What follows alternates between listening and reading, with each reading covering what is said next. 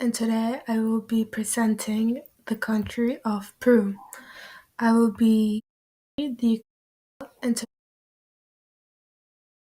I will be presenting the country of Peru. I will be going into the history, the economy, and the migration, as well as a brief reflection on the country as a whole. So, just a quick introduction. We're going to be talking about Peru, which is a Latin American country. It's located in Latin America, and it's a quite known country. However, there's many things that may not be as known to the general public, and we will be highlighting some. So, going into the beginning of the country, the history is something that has actually impacted Peru in a lot of ways to this day, and in a way that how the culture works. So it's led to the conquest of the country, which was followed by the Battle of Independence and the whole revolution of Peru. So Peru actually originated around the early 1500s in Cusco. Um, it starts as early as the 1500s. However, the overall discovery by the Spanish goes further into the 1500s. It was inhabited by the Incas and it was ruled by the Incan Empire, which originated in Cusco after 1200 AD. The Incas began to expand, and as years passed, it became a country with millions in the population. Most of these, if not all, were part of the Incan Empire, and they stretched along the west coast of South America. However, majority were in Peru. And the Incas had a set dynamic in the ways of living prior to the arrival of the Spanish. They had successfully created this system for which Peru was growing in terms of society, in terms of overall growth. Around the 1530s, the Spanish arrived and Peru was discovered by Francisco Pizarro. So it became a conflict between the Inca Empire and the Spanish because as the Spanish arrived and discovered Peru, they the Incas didn't just give up their country. They fought as much as they could because of the fact that it was already an established empire. There were wars and all the empire fought to keep the country. However, the Spanish were able to colonize it. Around the 1820s, Peru gained independence. The date for the actual independence is July, and this it was a very established, however, also was a very hard process. It all began with the Creoles, which were the descendants of Europeans that were born in America, and the Napoleonic invasion of Spain in 1808. However, it went far into the wars and the whole process into the independence. The revolution, as said before, it was the Napoleonic invasion in Spain in 1808, and it was somewhat what created the whole system of independence, which ended up giving the spark to the process.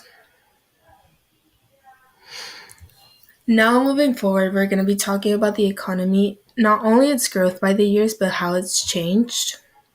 So, its primary sources. It started with mining productivity. Peru is a country that's very rich in opportunities for mining as well as agricultural productivity. This is because of its surroundings and the wealth that can be found in it. It's also very important to take into account the hydroelectric potential that Peru has, given that it's somewhat surrounded by water and all the mineral resources that it's found. The GDP growth can be seen here somewhat, and overall it's affected by the services, the industry, and the agriculture. This is because the services in Peru work along the lines of helping every single class that can be found, and not only in that sense but in the idea that the people can understand ways to obtain certain services. The industry helps in the understanding that Peru is a country which keeps going into evolution and keeps growing overall in the industry side. More ideas, more modernization for the people. And the agriculture has always been a big part of the economy in Peru. However, it's grown and it's actually been something that has created change in the economy overall. The macroeconomic stability, the terms of trade, and the rise in investments are things that have now created a big impact. However, they used to not really be such big impact. It actually is kind of how it started, but it didn't create as big of an impact. In contrast to the GDP growth, the agriculture, for example, has always been there, but it's been developed as the years have passed. So it gives an idea of how the economy in Peru has changed, as well as the primary sources, which goes to why the economy has changed. Why, if there are changes in agricultural productivity, maybe the economy can get better or worse. So it focuses a lot on the idea that it depends on certain things. Again, this is the GDP graph rating poverty rate in Peru.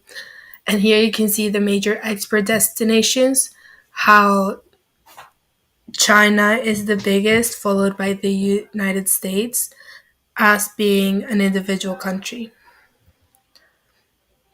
This is a quote that goes, "Going to Peru is, well, if you ever have an opportunity in your life to go there, you should because it's absolutely mind boggling." This is because of not only the geography and the culture and this history that Peru has, but all the opportunities that can be found in it, in the country. Going into migration, there are a lot of push and pull factors. This can be seen as the idea that push factors push people out of the country, get people to leave the country, and pull bring people into the country. At the moment, there's a big pull factor in the fact that there's job opportunities, government policies, and healthcare, as well as overall life opportunities. A lot of Venezuelans are leaving and going into Peru. However, there's also many push factors that may affect maybe more the Peruvians in Peru, not as much the immigrants. So the security is a big factor that goes hand in hand with the guerrilla group activity.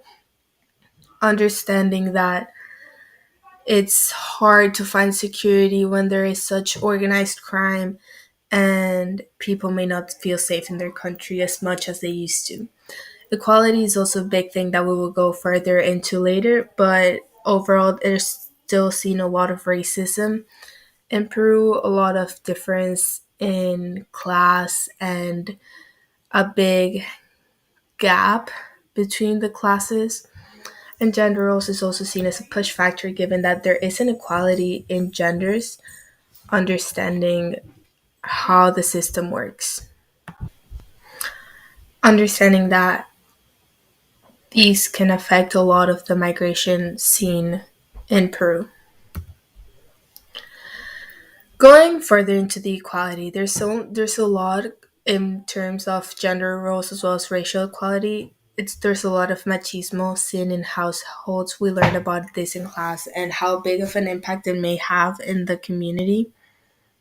There's also seen a lot of lack of equality, not only with the male dominance. There's the gender roles are something that is very impactful in Peru because it gives the idea that the males in the household must do certain things, as well as like the women and females in the household must focus on more house terms and not equality in terms of jobs and opportunities and education. It's also seen the lack of equality and protection for the LGBTQ plus community. This is because of the government situation, the beliefs, the culture, and everything. A lot of unjust activities that happen that are not protected by the government. There's also the overcoming the legacy of race and ethnicity. This goes hand with El Negro Mama because of how this is a show, this is a segment of a show in which they use a black male as a mom who they make fun of and that they used to make fun of being a colored person in Peru, understanding how hard it's been to overcome that idea of race and ethnicity and the difference and inequality that can be seen.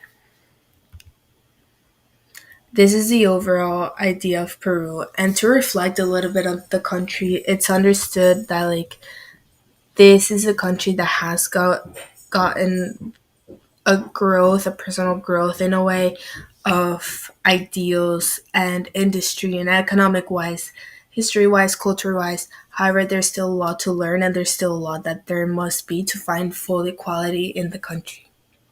Thank you.